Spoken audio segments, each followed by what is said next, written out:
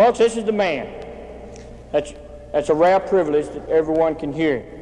Everyone can see him. It's a pity, too, not only a rare privilege to hear him and see him, but it's also disappointing that everybody is not allowed to listen, to hear and see this dynamic individual. This room right here that you're sitting in today has been dedicated to him. This is a man here that just a few years ago, approximately 3 years ago, scratched a few marks in the sand to Turl Jones and said, "This is my idea." And people around his hometown laughed at him and considered it a big joke. And he stood over in this vast empire the other day in one of his buildings, and he said 3 years ago, people said this was a joke. People laughed at it because it did appear to be a joke. And now you'd set 4 football fields down into this building where he paid cash for, because he was of above average initiative. Not above average intelligence, as you've been told all day today and you saw in the film. He only went to the 8th grade. But he had above average desire. And Andrew Carnegie once said, "Show me an average man with above average desire, and I'll show you a man that will make history." And this is what this man's done. He also said, "Show me a man that can make a quick decision, act on that decision, and stick to that decision, and I'll show you a man that will make a fortune." Well, here's a man here that can make an instantaneous decision on any matter that comes up. And I was at a staff meeting one time, and they diddled around about 40 seconds on some issue, and he found out what it was, and he said, "Okay, do this, that, and said, "Next issue." He can't stand to see people lollygog around. You know what? He believes this, and Cicero once said it: "More is lost by indecision than by wrong decision." And he believes that all you got to do is be right 51% of the time to succeed. And this is what he's done. The whole thing about it, about 99% of his decisions have been correct. And this is why he's built a vast empire. And not only has he had that going for him, but the man's got a heart bigger than he is. He's got a heart bigger than this room that you're sitting in here tonight. It's a true example of his following. Talk to anybody in Turner Enterprises, and they'll tell you they love the man. He's got a magnetism about him because he's got love in his heart. And you'll see in Purpose 1, Orbit 1, which happens to be purpose, and it say you got to get right on the inside first before you ever going to get right on the outside. Before you ever going to excel in your business or our business or any other business, you got to get right on the inside. And this man's right on the inside. He's got love in his heart. He's got compassion for his fellow man, and that's why his personal purpose in life and the purpose of Dare to Be Great is to encircle the world with love, understanding, and unity. And this is the man behind it all. This is the man most wrote about, most read about, most talked about man in America today, and very soon the world. I want you to help me welcome this time the chairman of the board of all Turner Enterprises, Mr. Glenn W. Turner.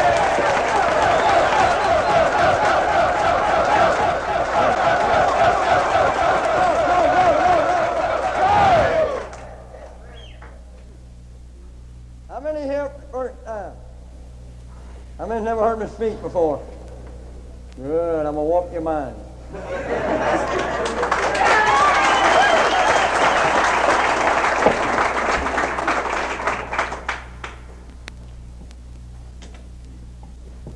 Hello there. Bobby Lee Bramble here. Y'all met him yet? No. Let me introduce him to you. He is the president of one of our upmost growing companies, Souncot, which is a record recording company. We'll be producing movies later on. It's got a slogan: "If it's hot, it's on Souncot." Bobby is a country and western artist by his own right. He recorded in 1962 the Arkansas Twist, also the Moses Girl, and both of them were 2 million sellers. He hails from Jonesboro, Arkansas. He's a young man that even before Dare to Be Great came along, dared to be great. He also recorded a song which was written about me called "I Dare America to Be Great." And you'll be hearing a lot of different songs coming out on the label. So you'll be hearing more about Souncot as time goes on. It's just one of our many operations. We're looking for talent. But before you can get a man to do something in life, you've got to get his attitude right. Now let's talk about attitude a minute. Attitude is the whole key you're basically doing right now what you've been trained to do. You can be making $5,000 a month, just as easy as $5,000 a year, if you had a $5,000 a month attitude instead of a $5,000 a year attitude. Now let's look at what's happened to you all your life. What made you think the way you think now, and why you think you're only worth X number of dollars? Now keep in mind as I talk to Stephen, I'm not talking just about money. Success is not necessarily money. Success is when you're happy doing your thing. Now, in your own business, if you had my outlook and my attitude, you could become the president of your own company, if this was your desire. Now, in the company you now work for, you can be the foreman, you can be the leader, you can be the vice president, you can pick any position. If you knew how to handle your boss, you could get to the top. 80% of you will quit your job because you don't know how to handle your boss, or you don't know how to handle the people who work for you. 80% of you will lose your job and change, not because you're not qualified to come to the top of the company you now work for, but because your attitude cannot stand the pressures of day-to-day changes. Now, any jerk can run a machine, because a machine acts just about the same way. You can always get rid of it and replace the part. But a human mind is different, and you got to keep in mind that people change. It depends on how his wife treated him before he left home that morning. It depends on how there's a man down the street where some jerk almost run over him. He may be a little bit mad about that and take it out on you. Now, when he takes it out on you, if you're not trained to handle this situation, it can hurt you. And therefore, it can throw your whole mind off and make you say things you wouldn't ordinarily see. And the next thing you know, you're mad about nothing and you're fired, or either you leave. Now, the main thing you got to learn is how to handle yourself, number one. How to handle people, number two. If you can learn those two things in life, that's about all you really need to know. Now, it's hard to learn how to handle yourself, because we know we never do anything wrong, don't we? Everybody else is a jerk, ain't they? Now, if you sit out there for the next 20 or 30 minutes and figure out how a jerk like me with a hair lip made it, you ain't going to learn nothing. I made it, and that's all that's important.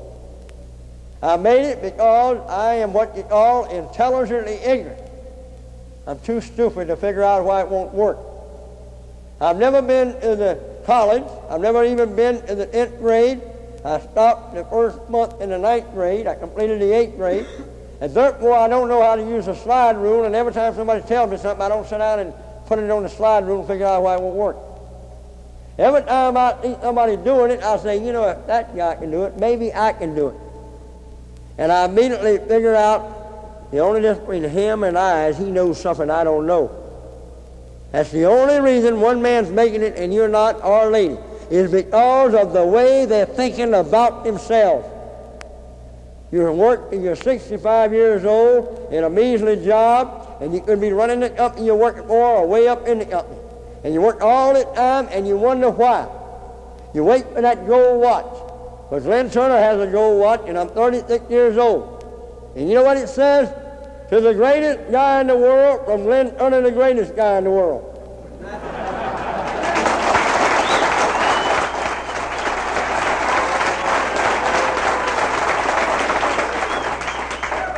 Now, I'm not conceited, I'm convinced. There is a difference. If I was conceited, I wouldn't be out here talking to you this evening. I'd be sitting in the chairman of the board seat, what I'm supposed to do. I'm told I'm supposed to be sitting in the Bahamas on a yacht, letting somebody else run my business. But I don't believe in this. I believe that if I hadn't been inspired to change my way of thinking, I'd have been peddling sewing machines door to door at this very moment, waiting on my 4th or 5th Cadillac to be repossessed. In 5 years' time, in 10 years' time, I had 3 Cadillacs repossessed. I always went down in style, boy. I don't mess around with nothing second class. I never can figure how a guy will buy a little old boat wagon and squeak in it and economize and drive down the road and somebody hits him and he looks like a matchbox folding up. When he can put the same amount of energy in figuring out how to make a better person out of himself and learning how to get along with people, and he can afford a Cadillac. Most of you will spend more time planning a 2-week vacation you will at planning your life. You ever thought about it? How many of you have ever sat down and outlined what I'm going to have next year, what I'm going to have the next year, and the next year, and the next year, and the next year, and 20 years from now where I'm going to be? Most of you accept the fact that you ain't going to be much better off here right now. In fact, most of you at the age of 65, over 85% of you won't even be worth $600. You depend on Social Security, welfare, or unemployment to take care of you. And this is the way most of us lives in. Because we know that we can take a 2-week vacation, everybody does it. But everybody can't be a millionaire. And everybody can't be a success. And everybody can't be happy. In fact, the most of it will never amount to anything. We know it and we accept it because we've been taught this by our friends and neighbors. Our friends and neighbors don't know any better. They've been taught this also. Because ever since they were 4 and 5 years old, their computer has been programmed by other people in the same class as they are. We've been programmed by people making $5,000 and $10,000 a year. And we've been told that we can't do it. It's a lie. That's the biggest lie you've ever been told. Most of you will go to your grave with the sweetest music still unplayed. And you'll always say, I got a bad knee, I got a bad back, I'm too fat, I'm skinny, I'm black, I'm blue, I'm green. You'll have all kind of reasons. There's only one color in any of my corporations. That's not black power, that's not blue power, or yellow power, or white power, it's green power.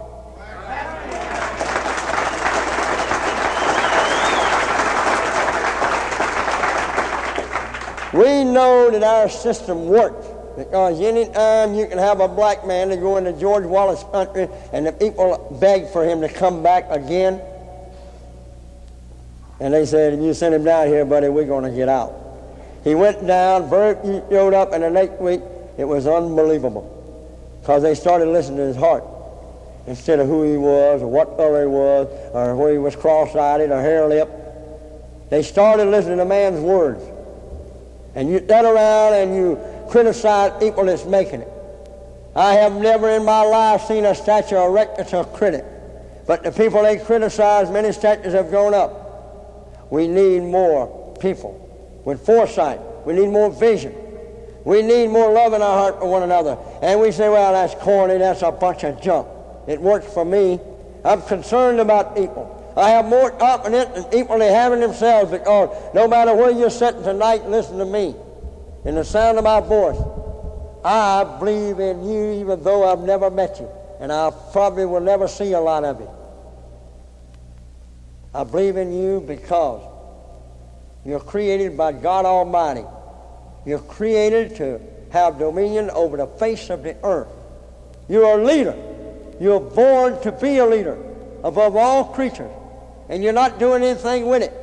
You're criticizing someone else and you're criticizing the work of God. You're going to bust hell wide open if you continue to do it. It's as simple as that. I never criticize people. I never make fun of people. But I like for people to make fun of me. I like for them to criticize me, and I especially like for them to say it won't work. Because if you're sitting around figuring out how it won't work, you're liable to be passed by a guy making it work. It happens every time. It can be done. Some jerk on the corner filling station is going to make it work where you couldn't. Why? Well, he's no smarter than you. He thinks he is. Isn't that crazy? The more education you get, the more you think somebody owes you something for nothing. Because you worked real hard to get an education. If you took your education, if you got a college degree, and you put it with my outlook and my attitude on life, you can do and earn any type of money. You wouldn't have to have any guarantee, because a guarantee is a ceiling on your head. A guarantee will never let you reach your potential. You were born to be great. Greatness is what you can become. But you have to associate with daily, not monthly, not weekly, not yearly, with people that are great, people that think great, people that think they're greater than they are. Because we generally become what we think about if we stick to our plan. And you have to outlay a plan for your life. You go to church regularly, you become a good Christian. You get the slacking off, you get the backsliding. And this is what happens to people. You go to the National Guard once a month, you're trained to believe the National Guard's okay. And you believe in the National Guard. And the people that's in the Army, They act like soldiers because they are soldiers. If you'd have been born in Russia, right now you'd be thinking like a communist. You are today what you think you are. And the reason you're thinking the way you're thinking right now is because of your past environment. Most of you that's listening to me right at this moment are not thinking with your brain. Your brain is about the size of a pinhead. You lost it many years ago. It's back behind your left ear somewhere, under a bone that medical scientists don't have a name for, so therefore you don't know how to find it. And you know what's happened to your brain, the mass part of it? It's been taken over by friends and loved ones and relatives who mean well, who simply have lost their brain also, that other people are taking over, and they're passing on the same information. You can't do it. It'll never work. Forget it. It can't happen to me, and it can't happen to you. It's a lie, but that's what we've been taught. Your brain is used for one thing. I wish, I want to. Lord, I'd like to believe. That's all it ever does, because that's all the power it controls, is wishing and wanting and praying. And faith without works is dead. I built my companies on the principles and the laws of the Bible. It says if you're doing to others, as you'd have them doing to you. Flint Turner tried to be a success for 10 years in door-to-door sales and failed over and over again. I failed because I was interested in making Glenn Turner a new Cadillac. I was interested in getting Glenn Turner a new home and new furniture. When I started teaching other people how to become a success, they in turn traded with me and bought my product, and the masses just started to flock into me, and they pushed me up to millions and millions and millions of dollars. It's as simple as that. As long as you're self-centered and interested only in yourself, you'll never reach your greatest potential, because no one man in this room or no one man on the sound of my voice or lady can ever do anything great on his own. Glenn Turner did not build Turner Enterprises or Dare to Be Great or any of the corporations such as Koscot Interplanetary. Glenn Turner built people. And I might slack up on that even. He simply taught people to bring out what they had in them. Because people are wonderful. People are great. People are important. People are the only thing that comes first. I love people. I'm concerned about people. And I win most people over to my side and my way of thinking. Only those that have been brainwashed by society so deep and so hard that they won't bother to look a little longer is the ones we lose. We don't get many crooks in our business because they sit out there with that crooked programmer that's been put in their mind, and they figure out what the angle is, and they say, it sounds like a con man to me. He's not a saint, he's a con man. I am definitely not a saint, and I'm in no hurry to become one. I am a con man. Kind of like the little boy that was in school. The teacher said, how many of you would like to go to heaven? And everybody but little Johnny raised his hand. So little Johnny, don't you want to go to heaven? He said, yes, ma'am, but I thought you was making up a load right now.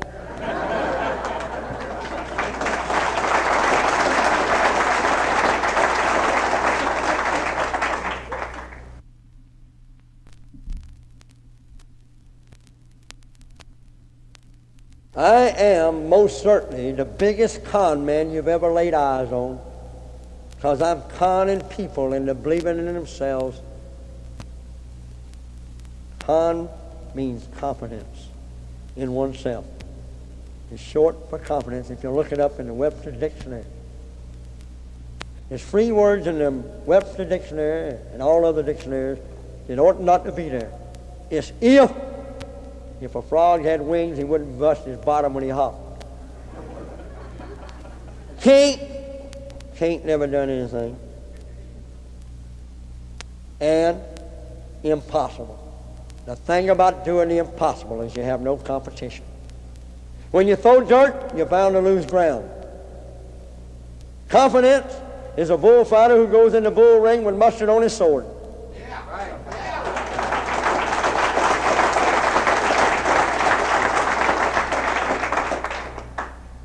I believe in you, no matter where you are, tonight, today, no matter where you are listening to this record, I believe in people. And I pray to God that one day He'll grant me the power to reach out and lay my hand on your head and give you instant belief, because you don't have instant belief. You've been hooked, you've been crooked, you've been lied to so many times that you're suspicious-minded. And when the right thing comes along, you don't believe it. When I knocked at the front door, you're at the back door looking for four-leaf clovers. And when you find it, you think somebody planted it there to fool you. What's the angle? You look for its use. I wish I could slice open your heads, no matter where you are, one at a time. And I could take out your tape that's been programmed into believing you're only worth so much, or you only can have so much confidence. And if I could take over your mind for 30 days, and you do exactly like I told you, you can earn yourself 5, 10, 15, or 20, or even, you can't imagine how much you can earn. People using the Dare to Be Great philosophy has earned as high as $84,000 in 30 days, an old boy from Alabama. Another one, $36,000. You know why he did it? You know why they did it? A little old lady in Oklahoma using this philosophy in her business earned $16,000 in 30 days, where she never earned that kind of money in a year before. Why? Because she was dumb enough to believe what I told her. There's only 2% of you under the sound of my voice that can make an immediate decision at this very moment once you hear the facts. The rest of you have got to talk to your lawyer, talk to your doctor, talk to your Aunt Nellie. You have to think it over, and you know what's going to happen? You're going to ask average men and women, because 95% of us are average, you think I can amount to something? Now your neighbor is smarter than you. If you don't believe it, ask him. What do you think he's going to say? He's going to start clicking his computer. And he's been told all his life he's worth $5, $10, $15, and $20,000 a year. And he's going to immediately say it can't be done. If he knew how to make this kind of money, he'd be doing it. What are you asking him for? Your boss keeps telling you what a good deal you got working for him. If you got such a good deal, why don't he work for you? You ever thought about it? Success is not in the amount of money you'll earn, but in the way you think, in the way you believe. And if you'll learn to encourage another person, it's just like giving is better than receiving. If I've only reached one person here tonight, and if I only reach 1 out of 100 throughout the United States, Mexico, Canada, Australia, Puerto Rico, England, Belgium, France, and all the countries we're going into this year, I did more than the average guy. You're not looking at Glenn Turner, or you're not listening to Glenn Turner. You're listening at the past, the present, and the future. You're looking and listening to a man that once sat in the same seat as you, listened to a similar speech, saying, if I only could believe that about myself. If I could make a speech like that fella. If I could do that, I could be great too. My knees literally knocked together in talking to 12 people one time in Marion, South Carolina. For 5 weeks I earned no money in a business that I went into because my friends and my neighbors were laughing. Not laughing because they wanted to hurt me, but because they didn't even understand as much as I did about it. Glenn Turner made it because he couldn't stand the laughing. I have an advantage over you people because I talk funny. You see, I was fortunate enough to have the gift of a hair lip. And everybody looked at Glenn Turner and if a jerk like that can make it, anybody can make it. And that's an advantage, because then they want to trade with me. They want to buy my courses.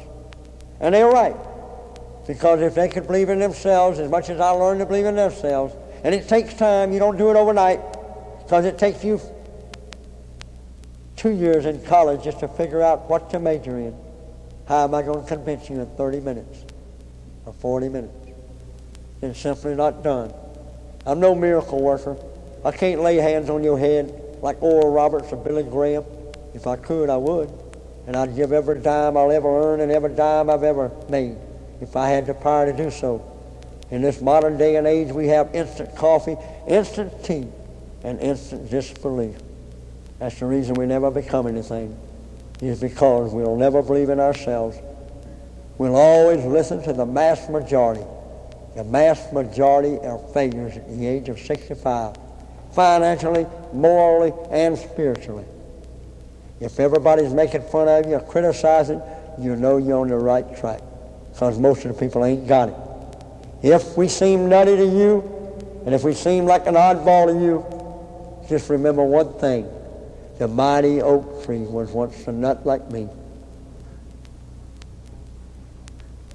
Life's battles don't always go to the strongest or fastest man or woman. But sooner or later, the man or woman who wins is the man or woman who first thinks they can. Napoleon Hill's book, Think and Grow Rich, inspired me more than any other book outside of the Bible that I've ever read in my life. When my friends and my neighbors would laugh at me, I'd go back and I'd read that book half the night. And it says, did your friends laugh at you today? I said, yes, they did. Then you're on the right track, it would say. And when my friends quit laughing at me because I was doing good, I had to move to another town so they'd laugh. I like to do things that people are making fun of and laughing at. I like to start new companies. I like to do the impossible because nobody's in my way. It's always amazed me at how I got to graduate from college and get all that brains and go down to an employment office with some 10th grader running it and pay him to hunt him a job. We certainly don't learn much, do we? Unbelievable how stupid we can get in school.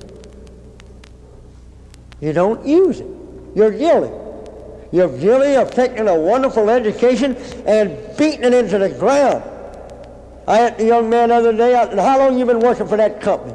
He said, ever since they threatened to fire me. I asked another young man, I said, why do you go to work every morning? He says, everybody else does. Isn't that a miserable excuse? Aren't you tired of fighting the traffic? Wouldn't you like to make your own decision?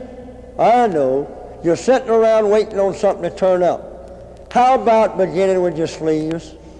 Right.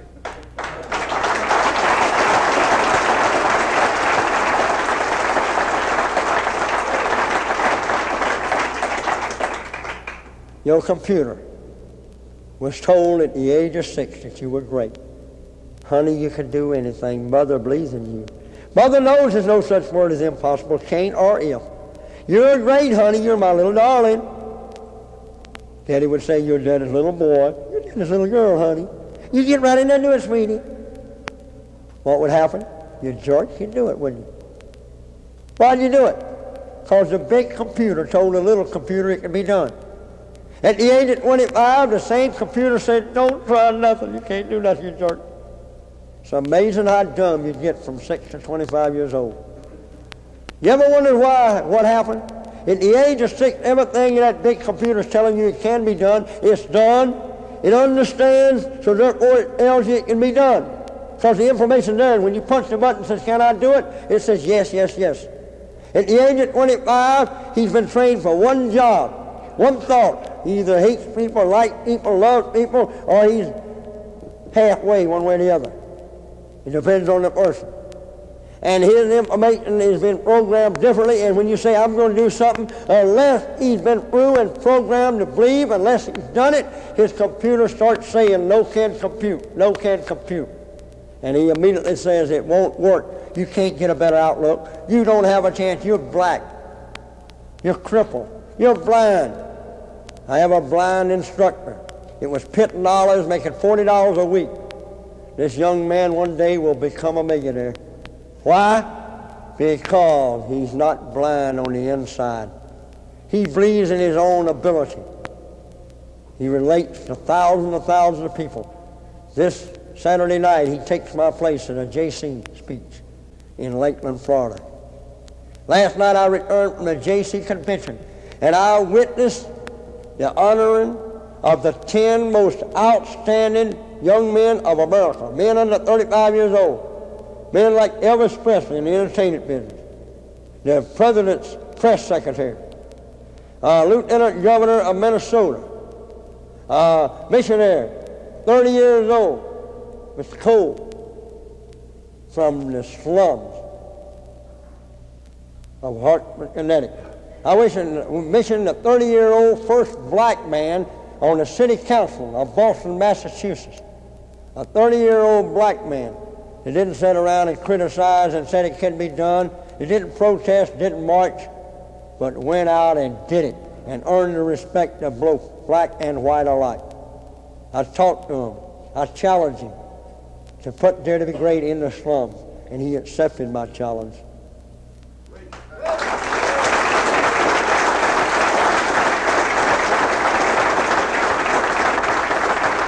One of them stated, when I was a boy, I read the comic books, and I was always the hero in the comic book. And when I saw a movie, I was always the hero in the movie. And when I heard a song, I was always a singer. That young man became Elvis Presley. He said, every dream I've ever seen, and every dream I've ever dreamed, and every thought I've ever had has come through 10,000 times or more because God has been with me. That was the total sum of a speech. A young man that made it in spite of ridicule, anything. Flynn Turner has been criticized basically the same way. I've been laughed at, I've been made fun of. It's wonderful, because when people are making fun of you, that means you're running with the ball, and nobody ever tackles a guy that's not running with the ball. People shoot at number one, and I am number one in attitude.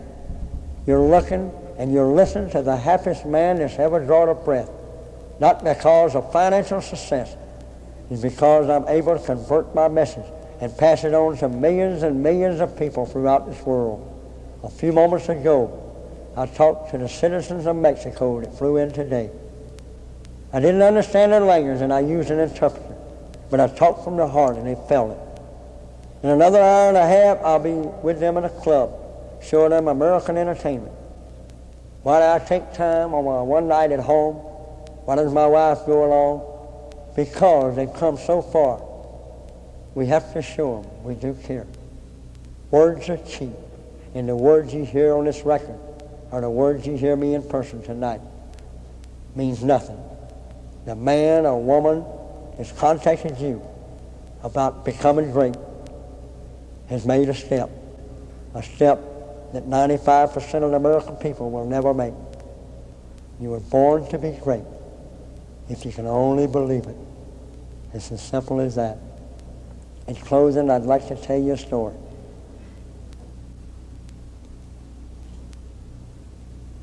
An old prospector went out west many years ago to seek his fortune. No gold did he discover, but he had bragged to his friends and told them about all the money he was going to make, and he couldn't come home until he became rich. He was leading his donkey, which was a bag of bones, across the desert after 2 years. He was thirsty and he was hungry, and his donkey fell, and she died. He crawled along the sand, and he knew it was the end. But finally something gave him hope. A piece of metal about 3 foot long was lying in front of him. It was glittering. He knew it was gold. Finally, it was all over the place. He grabbed a piece of it, and he crawled, and he run, and he walked, and he almost died, and he reached the nearest town, and he staggered, and he fell, and he passed out. For 3 days they nursed him. They fed him, they watered him, they bathed him. But he wouldn't turn loose the metal in his hand. When he gained his senses, he went to the assayer's office. He put it up on the bar and said, "That's gold, I made it. Tell me what it's worth." He analyzed it. They put it in some solution, and the assayer turned to him after he did all this and said to him, "It's not gold, my son. It's simply a bar of iron worth $5.50. He wouldn't believe him. "You're lying to me. You're lying to me. You're going to go out and stake the claim." "I will not believe you. It's gold. Any fool can see. It has to be gold. I've told all my friends that I'm going to be wealthy. I've got to make it gold, even if it's not. Don't you understand? I can't return all. My friends will laugh."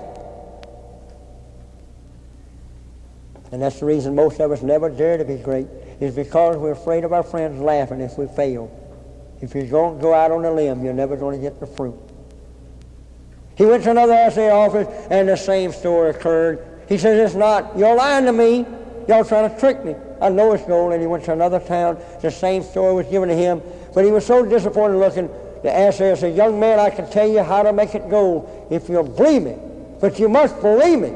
You can't say, well, it might happen. You got to believe everything I say and do everything I tell you, and you'll have people that'll try to stop you after you hear it from my words.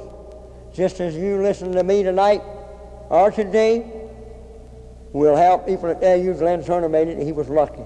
But you can't, because I once listened to a record that said the same thing. He said if you go to a factory 10 miles down the road, they make horseshoes. And when learn how to make horseshoes, this same bar of iron will be worth $10 and a half.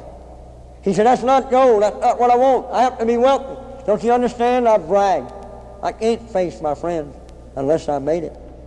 And he says, if you go 50 miles further down the road, you'll find it is a factory that makes sewing needles. It may take you 10 years or 5 years, and you listen to the man that knows how to make sewing needles, and then you make that bar of iron in the sewing needle, and that bar of iron will be worth $3,300. He said, that's not enough. That's not gold. I got to be wealthy. Don't you understand? Would you willing to do what I tell you? Are you willing to go over the mountain? Are you willing to stand the people laughing and criticize you when I tell you how much you can really make out of that bar of iron? Will you believe me? He said, yes, I will. Go 70 miles to the west. It's a hard journey. People will try to stop you. People say you're not cut out that way, that you can't talk to it enough, or you ain't have the skill, or you're different. But don't you believe them? Because everyone can make it if he simply learns the secret, and the secret is self-belief. And you learn how to make mainsprings for watches, and that same bar of iron will be worth $250,000. $550, $1050 horseshoes, $3,300 a sewing needle, or $250,000 out of the same piece of metal. It's simply how you train and who you listen to and who you believe permanently. Ladies and gentlemen, no matter where you're at tonight or today, you're worth exactly what you're willing to make of yourselves and no more. From the bottom of my heart, and from my wife and my 3 little boys and my little girl, to your house and to you, no matter where you may be in the world today, God bless each and every one of you. Thank you.